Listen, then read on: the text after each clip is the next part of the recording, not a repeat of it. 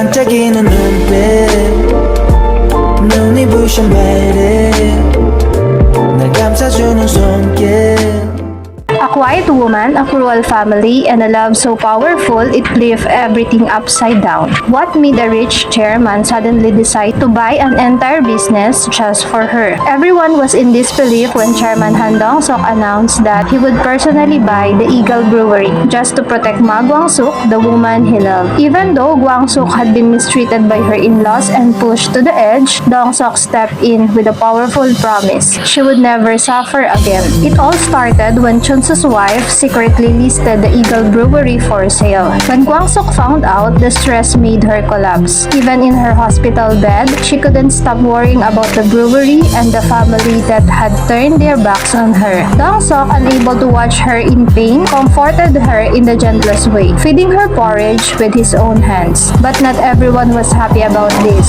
O Jang Su, the arrogant younger brother-in-law, saw them together and stormed into the hospital room pretending to check on her.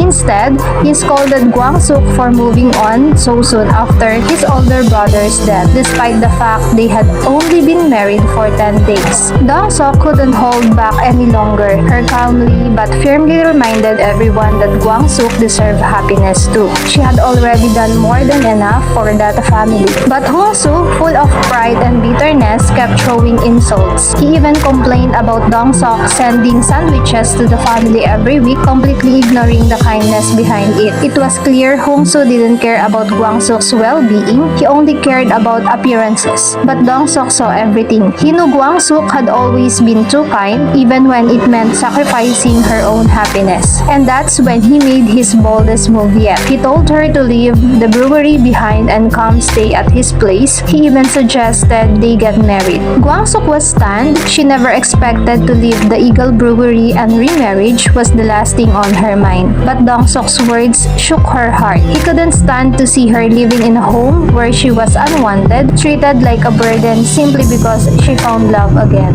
Despite the emotional weight, Gwang Suk still tried to understand and protect her in-laws. But Dong Seok had reached his limit. If love was the only thing Gwang Suk had ever shown, then he would repay that love by giving her everything, including a new beginning. To everyone's shock, he tracked down the real estate agent handling the brewery sale and declared he would buy the entire business himself. It wasn't about power or money. It was about love, protecting the woman who had protected others for so long. This unexpected twist left the entire family speechless. What would happen now that Dong Seok held the keys to the brewery? Could this be the start of a powerful comeback for Gwang Suk? 'Cause you are beautiful.